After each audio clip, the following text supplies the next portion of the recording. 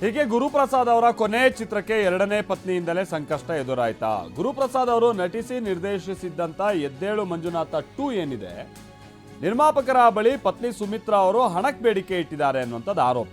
ಅಲ್ಲಿ ಅವ್ರ ಪತಿ ಮಾಡಿರೋ ಸಿನಿಮಾ ಅವ್ರ ಹಣ ಕೇಳೋದ್ರಲ್ಲಿ ತಪ್ಪೇನು ಅನ್ನೋದು ಕೆಲವ್ರ ಪ್ರಶ್ನೆ ಬರ್ಬೋದು. ಬಟ್ ವಿಚಾರ ಏನು ಅಂತ ಅಂದರೆ, ಇದೆಲ್ಲ ಒಂದು ಒಪ್ಪಂದ ಆಗಿದೆಯಂತೆ. ಸಿನಿಮಾ ರಿಲೀಸ್ ಆಗಿ ಅದು ಬಂದಂಥ ಲಾಭದಲ್ಲಿ ಕೊಡ್ತೀವಿ, ಮೊದಲು ದುಡ್ಡು ಮಾಡಲಿ ಸಿನಿಮಾ ಅನ್ನುವಂಥದ್ದು ಆಲ್ರೆಡಿ ಮಾತುಕತೆ ಆಗಿತ್ತಂತೆ. ಈಗ ಇಲ್ಲ, ಸಿನಿಮಾಗಿಂತ ಮುಂಚೆನೇ ದುಡ್ಡು ಬೇಕು ಅಂತ ಅವ್ರ ಪತ್ನಿ ಹೇಳ್ತಾ ಇದ್ದಾರಂತೆ. ಆ ಕಾರಣಕ್ಕೆ ಇವ್ರು ಕೊಡಲ್ಲ ಅಂತ. ಹೀಗಾಗಿನೇ ಕೋರ್ಟ್ ಮೆಟ್ಟಿಲೇರಿ ತಡೆಯಾಜ್ಞೆ ತಂದಿದ್ದಾರೆ ಸುಮಿತ್ರಾ ಅವರು ಅನ್ನುವಂಥದ್ದು ಗೊತ್ತಾಗಿದೆ. ಈಗ ಚಿತ್ರ ಬಿಡುಗಡೆ ಮಾಡಲೇಬೇಕು ಅನ್ನುವಂಥ ನಿಟ್ಟಿನಲ್ಲಿ ನಿರ್ಮಾಪಕರು ಪ್ರಯತ್ನದಲ್ಲಿದ್ದಾರೆ. ಆಮೇಲೆ ಇನ್ನೊಂದು ಸಂಗತಿ ಏನು ಅಂತ ಅಂದರೆ, ಈ ಸಿನಿಮಾಗೆ ಒಬ್ಬಿಬ್ರಲ್ಲ ಪ್ರೊಡ್ಯೂಸರ್ಸ್, ಭಾಳ ಮಂದಿ ಪ್ರೊಡ್ಯೂಸರ್ಸ್. ಅವರು ಪ್ರೊಡ್ಯೂಸರ್ಸು ಹಿಂದೆ ಹೇಳ್ದಂಗೆ ಎಲ್ಲ ತಲಾ 20,000 30,000 ರೂಪಾಯಿ ಹಾಕಿ ಈ ಥರ ಸುಮಾರು ಒಂದು 50 ಹತ್ರ ಇದ್ದಾರೆ ಅಂತ ಕಾಣಿಸುತ್ತೆ ಪ್ರೊಡ್ಯೂಸರ್ಸ್ಗಳು. ಹಾಗಾಗಿ ಈಗ ಇವ್ರು ಏನು ಹೇಳ್ತಾ ಇರೋದು ಅಂತ ಅಂದರೆ, ಸಿನಿಮಾನೇ ರಿಲೀಸ್ ಮಾಡ್ದೈತಿ, ನಾವು ಹೆಂಗೆ ದುಡ್ಡು ಕೊಡೋಕ್ಕಾಗುತ್ತೆ, ಈಗ ಆಲ್ರೆಡಿ ಭಾಳ ಖರ್ಚು ಮಾಡಿಬಿಟ್ಟಿದ್ದೀವಿ ಅನ್ನುವಂತ ಹೇಳ್ತಾ ಇದ್ದಾರೆ. ಗುರುಪ್ರಸಾದ್ ಅವರ ಪತ್ನಿ ಸುಮಿತ್ರಾ ಅವರು ನಮ್ಮ ಪ್ರತಿನಿಧಿ ಜೊತೆಗೆ ಮಾತನಾಡಿದ್ದಾರೆ. ಏನು ಹೇಳಿದ್ದಾರೆ ಬನ್ನಿ ಕೇಳೋಣ. ಸುಮಿತ್ರಾ ಅವ್ರು ನಮ್ಮ ಜೊತೆ ಇದ್ದಾರೆ, ಅವ್ರನ್ನೇ ಮಾತಾಡ್ಸೋಣ. ಮೇಡಮ್, ಸಹಜವಾಗಿ ಅಂದರೆ ಈಗ ಅವರ ಕೊನೆ ಸಿನಿಮಾ ಅಂದ್ಕೊಂಡಂಗೆ ಆಗಿದ್ರೆ ಒಂದಿಷ್ಟು ಸೆಲೆಬ್ರೇಷನ್ ಮಾಡಬೇಕಿತ್ತು, ಅಂದರೆ ಅವ್ರಿಗೆ ಗೌರವ ಸಲ್ಲಿಸೋ ಮುಖಾಂತರ ರಿಲೀಸ್ ಆಗಬೇಕಿತ್ತು ಅನ್ನೋಂತಹ ಸಿದ್ಧತೆಗಳು ಆಗ್ತಾ ಇತ್ತು. ಬಟ್ ಈಗ ಕೋರ್ಟಲ್ಲಿದೆ, ಸೊ ಸ್ಟೇ ತಂದಿದ್ದೀರಿ, ನೀವೇ ಅದಕ್ಕೆ ಒಂದು ರೀತಿ ಅಡ್ಡಗಾಲು ಹಾಕಿದ್ದೀರಿ ಅನ್ನೋಂಥ ಮಾತು. ಸೊ ಏನಾಯಿತು ಅಂತ ಸರ್? ಅಡ್ಡಗಾಲು ಅಂತ ಏನಿಲ್ಲ ಸರ್, ನ್ಯಾಯ ಕೇಳ್ಕೊಂಡು ಹೋಗಿದ್ದೀನಿ. ಅಡ್ಡಗಾಲು ಅಂದರೆ ಈ ಸಿನಿಮಾಗೆ ಸಂಬಂಧಪಟ್ಟಂಥ ಕೆಲವು ವ್ಯಕ್ತಿಗಳಿಂದನೇ ಮೋಸ ನಡೀತಿದೆ, ವಂಚನೆ ನಡೀತಿದೆ, ಇದನ್ನು ಹೇಳಲೇಬೇಕಾಗಿ. ಸೊ ಅದಕ್ಕಾಗಿ ನಾನು ನ್ಯಾಯಾಲಯದ ಮೆಟ್ಲು ಏರಿದ್ದೀನಿ.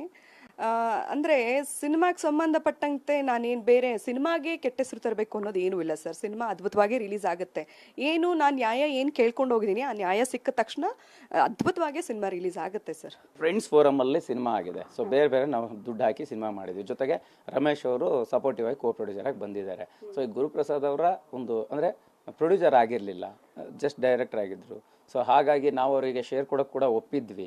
51% ರಿಲೀಸ್ ಆದಮೇಲೆ ಬರೋ ಲಾಭದಲ್ಲಿ ಕೊಡ್ತೀವಿ ಅಂತ ಹೇಳಿದ್ವಿ. ಬಟ್ ಅವರು ಬಿಫೋರ್ ಕೇಳ್ತಾ ಇದ್ದಾರೆ ಅನ್ನೋಂಥ ವಿಚಾರ. ಸರ್, ಪ್ರೊಡ್ಯೂಸರ್ ಆಗಿರಲಿಲ್ಲ ಅಂದರೆ ಏನು ಅರ್ಥ ಸರ್? ಇವಾಗ ಯಾರು ವ್ಯಾಲ್ಯೂ ನೋಡ್ಕೊಂಡು ಸಿನಿಮಾ ರೆಡಿ ಆಗಿದೆ ಸರ್? ಈಗ ಅದಕ್ಕೇನು ಸರ್ ಇನ್ವೆಸ್ಟ್ಮೆಂಟು? ಯಾರಿಗೆ ಇನ್ನು ಯಾರು ಫೇಸ್ ವ್ಯಾಲ್ಯೂಗೆ ಇನ್ವೆಸ್ಟ್ಮೆಂಟು ಸರ್, ನೀವೇ ಹೇಳಿ.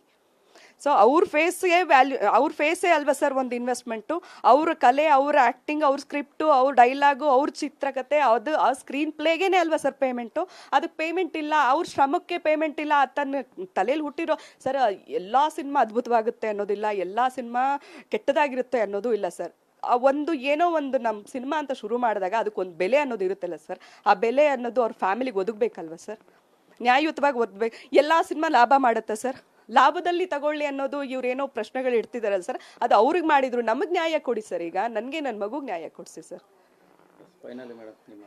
ಸರ್, ನ್ಯಾಯ ಕೇಳ್ಕೊಂಡು ನ್ಯಾಯದ ಮೆಟ್ಲೇರಿದ್ದೀನಿ. ನ್ಯಾಯ ಸಿಕ್ಕೇ ಸಿಗುತ್ತೆ, ನ್ಯಾಯ ಪರವಾಗಿ ನಿಂತಿದ್ದೀನಿ. ನ್ಯಾಯ ಸಿಕ್ಕದ ಮೇಲೆ ಸಿನಿಮಾ ಅದ್ಭುತವಾಗಿ ರಿಲೀಸ್ ಆಗುತ್ತೆ sir. Thank you madam. Thanks. Yes, ಇದಿಷ್ಟು ಗುರುಪ್ರಸಾದ್ ಅವರ ಎರಡನೇ ಪತ್ನಿ ಸುಮಿತ್ರಾ ಅವರ ಮಾತಾಗಿರ್ತಕ್ಕಂಥದ್ದು. ಕ್ಯಾಮ್ರಾ ಪರ್ಸನ್ ಬಾಲಾಜಿ ಜೊತೆ ಮಾಲ್ತೇಶ್ ಟೆಗ್ಗಿನ್, TV9 ಬೆಂಗಳೂರು.